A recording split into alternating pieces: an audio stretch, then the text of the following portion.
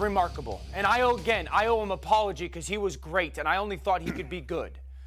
But you're watching how play call and play design matter. And Mike Kafka's name, I'm telling everybody, it needs to be in that conversation with Andy Reid. It needs to be in the conversation with Kyle Shanahan. He's not them because he hasn't been around as long.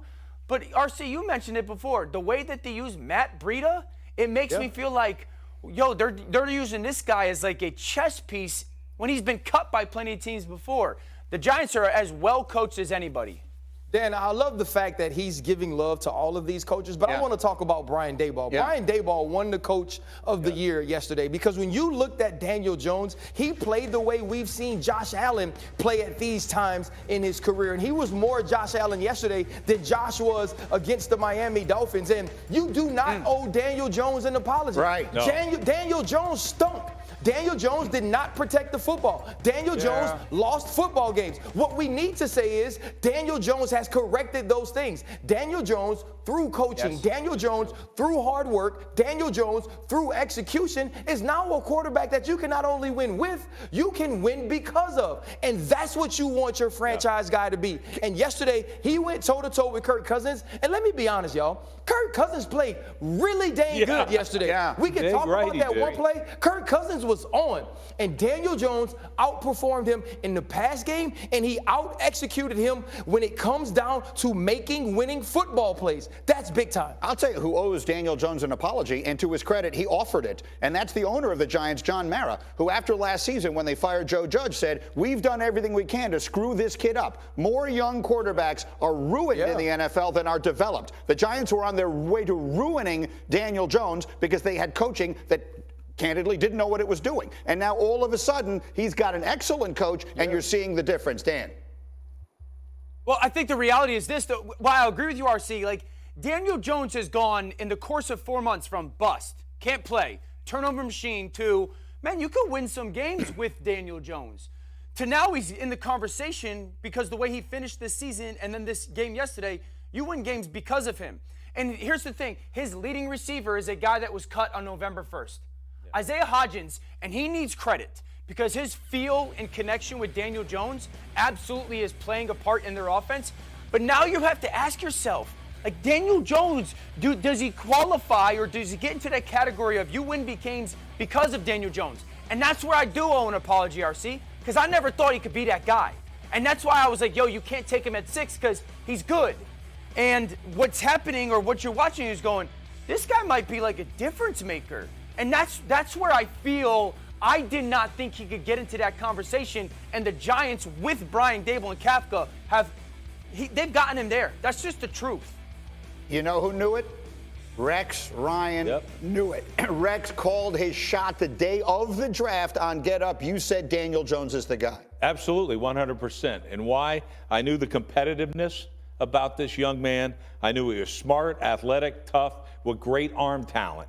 That's what he is. He needed a coach. The other thing is, too, that the Giants really done a great job of surrounding him with weapons. No. Put him on the Minnesota Vikings. You want to see a guy set records? Put him on the Minnesota Vikings. That's true. And see where that team would be if Daniel Jones was the quarterback. I'm sorry. He's finally – watch what happens in the offseason. They're going to get some weapons around Daniel Jones, and we're going to see this guy all of a sudden go like this.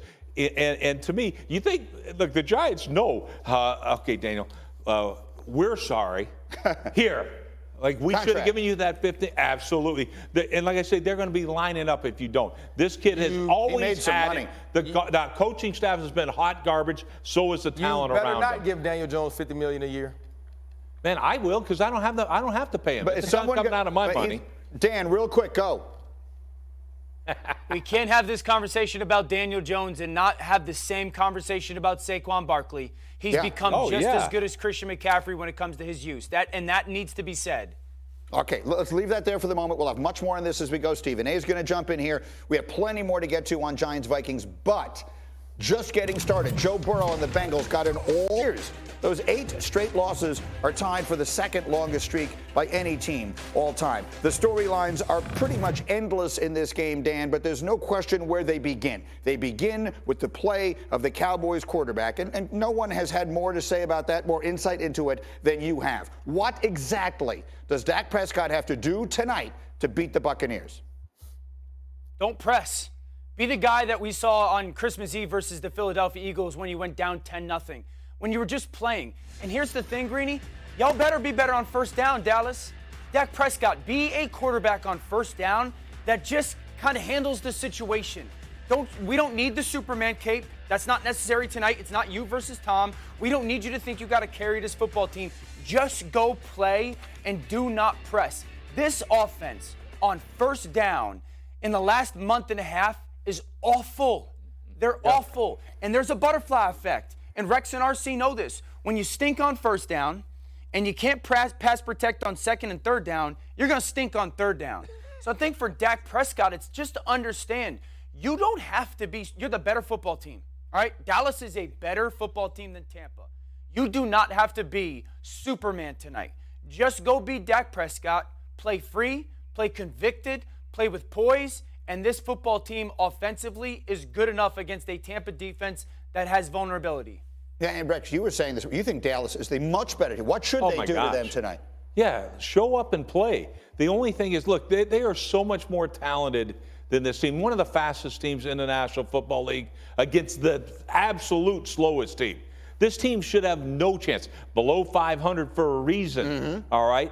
But guess what? Same team that beat you week 1. Why? Because they got Tom Brady. You can't look at it. Dak Prescott, you need to go into the game not thinking I got to score every time I get it. You don't have to. Dude, they ain't going to score. Have you watched Tampa play offense all year? You talk about a slow team with no – this is the most – this team has less explosive plays than any team in the National Football League. Less than the Jets. Less than whoever. They can't – here's 2 reasons. They can't run the football, and they don't have speed outside. You ought to eat this team alive. Please tell the left corner opposite Diggs, just stay on top of your guy. Rex, you said all that. Would you be surprised if Tampa wins tonight? No, absolutely not. That's exactly right. And there's 2 words that are the reason why. And no one knows it better than the 2 men sitting at my desk. You were coaching all those years in the AFC East, and you were all those battles. Tom Brady is on the other side. Absolutely. And I think that's what frightens you. That's why you have to coach as hard as you possibly can the entire week if you're this Dallas Cowboys defense, because you understand who the other man is that is taking snaps from under center. The other piece is this. The Dallas Cowboys has found ways to make games against teams that are inferior to them extremely close. If this is a one-score game, if this is a field goal game very late, we're not going to see Tom Brady get the ball and go, we've seen this story before. Guess who else is going to say that? Mike McCarthy. Guess who else is going to say that? Micah Parsons. And guess who else is going to say it? Whoever the dude is that is playing opposite of Trayvon Diggs. Because what we've learned is if you got a sitting duck over there, Tom Brady's going to go on top of his head, because we saw it against Carolina. And that's why I'm saying, please, for the love of God, just stay on top. That's all you have to do.